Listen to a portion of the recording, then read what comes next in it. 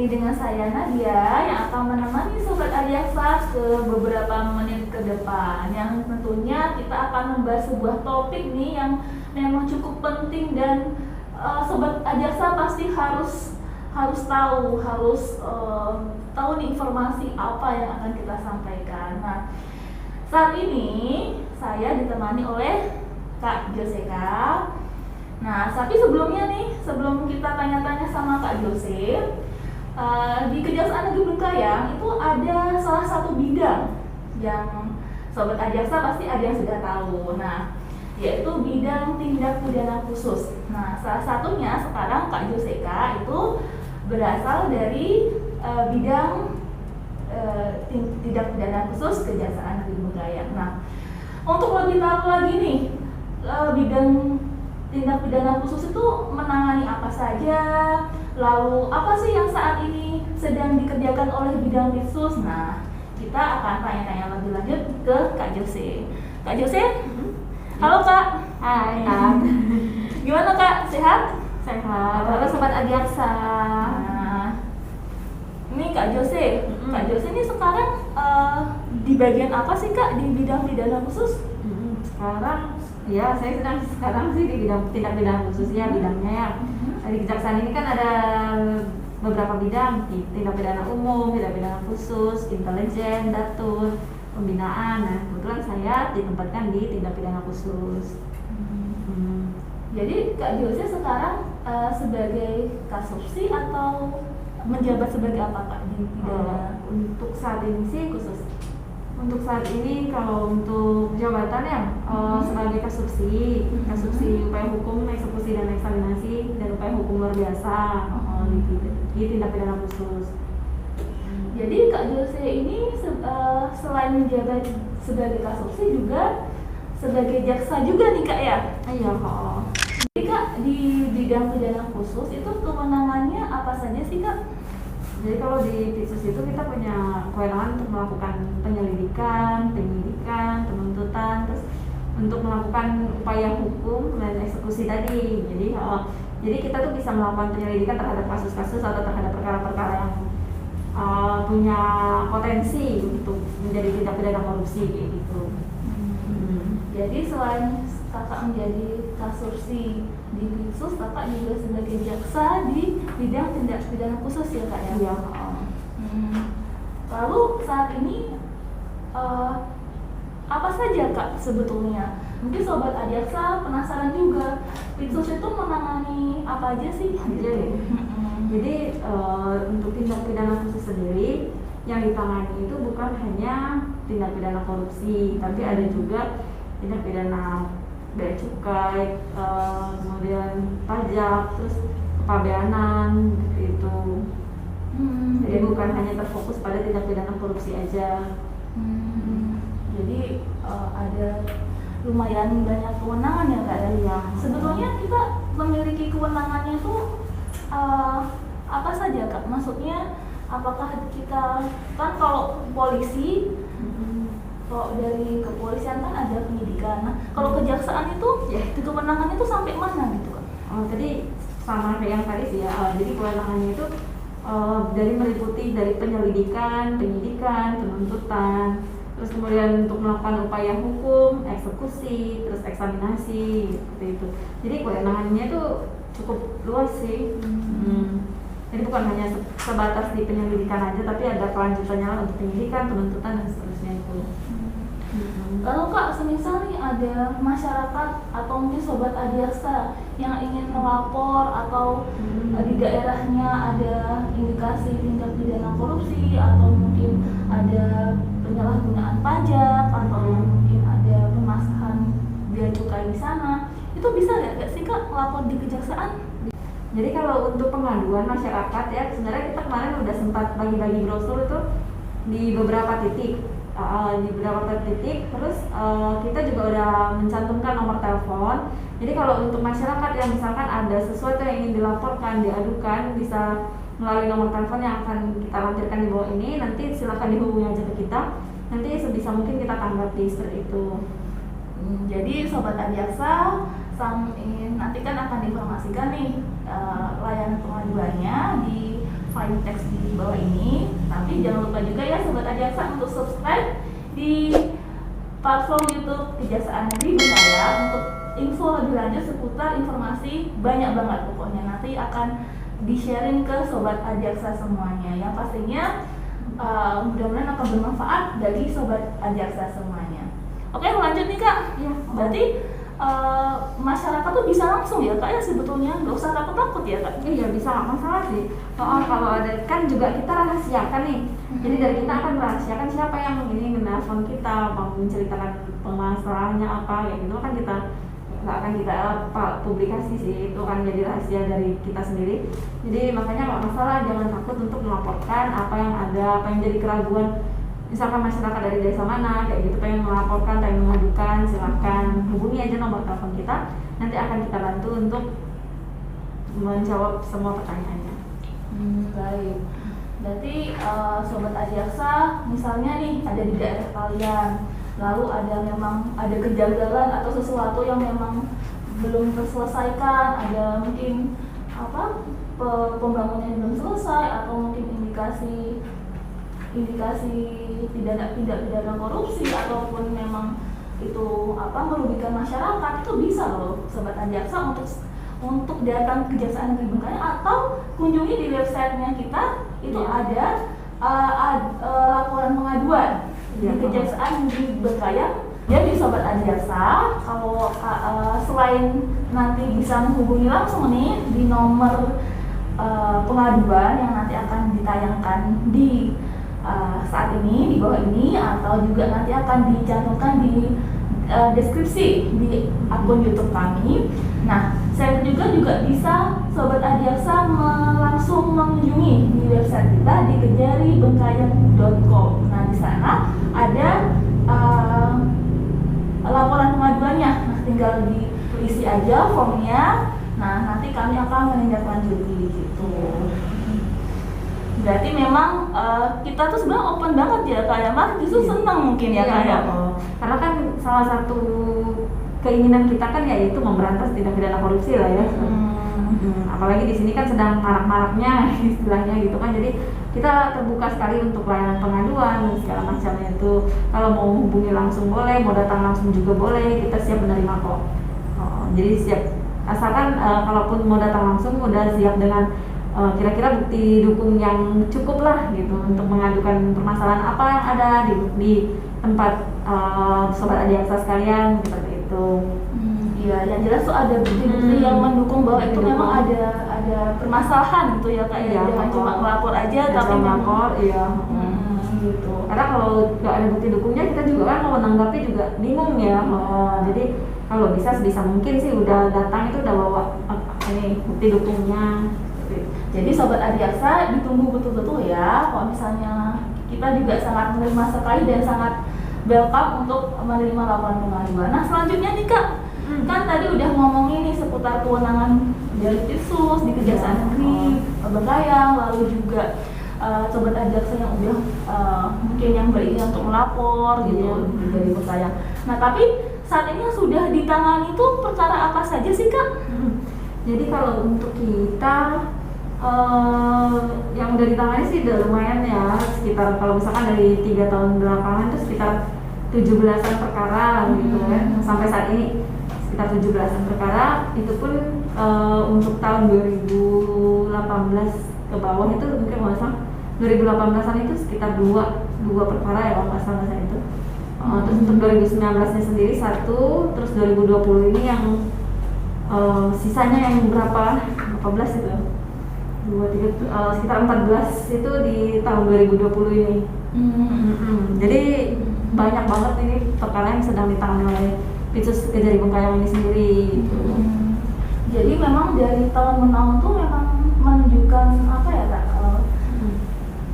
kenaikan tingkat perkara ya Kak ya. Saat ini sudah sampai 17 tindak pidana korupsi. Tapi tidak hanya tindak pidana korupsi ya Kak, ada untuk, untuk yang 2020 ini 17 itu termasuk dengan 4 yang kepabeanan itu sih. Jadi berarti kan sekitar 13 yang tindak pidana korupsinya, terus kemudian yang 4 itu yang kepabeanan. itu sedang berjalan saat ini. Terus yang ini Kak, yang memang cukup menarik perhatian dan cukup besar yang ditangani oleh tindak pidana khusus nih, khususnya itu untuk tahun 2020 ini apa aja Kak? Untuk 2020 ini ya, itu kita ada 11 ya, itu 11 berkas. Itu 2 yang kerugiannya sekitar 20 miliar itu, 20 miliar. Terus kemudian yang 3 orang itu yang 8 miliar dari Bank Kabar. Terus yang 2 tadi itu dari BPKAD. Terus kemudian ada 3 lagi dari pelaksana yang tuntutan dari BPKAD tadi. Kemudian yang kepabeanan itu sendiri sih. Gitu. Jadi yang cukup besar mungkin yang kita ambil yang nominalnya agak besar lah ya. Yang untuk yang 20M sendiri nih Kak, itu perkaranya kayak gimana sih Kak? Kalau untuk yang 20M itu sendiri itu terkait tentang bantuan keuangan khususnya, itu yang dialokasikan untuk desa-desa. Jadi katanya ada bantuan untuk desa-desa ini, bantuan khusus untuk desa-desanya dicairkan itu di akhir tahun 2017.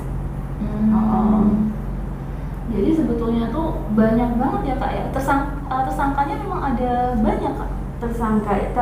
Untuk saat ini sih kita udah ditetapkan sebagai terdakwa sih ya. Udah terdakwa. Udah terdakwa itu kemarin Kepala Dinas BPKAD sama bendaharanya. Kemudian untuk pengembangannya saat itu ada 3 pelaksana. Kemudian sekarang ada pengembangan lagi untuk 10 orang tersangka. Yang 10 ini masih ditetapkan sebagai tersangka, belum naik di kita sih. Jadi sedang di sama Polda.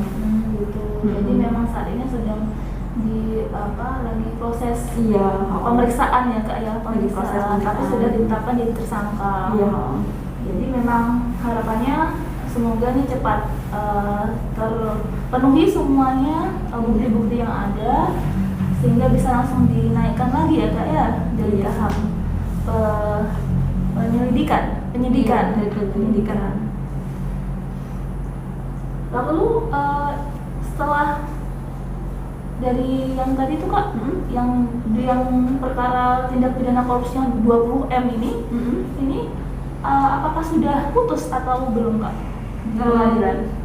Jadi Sobat Jaksa ya, kalau untuk yang 20M ini kita sedang proses, jadi sedang proses persidangan, sedang pemanggilan saksi. Jadi ini mungkin udah beberapa orang saksi yang dipanggil, jadi kita belum sampai ke proses penuntutan sih.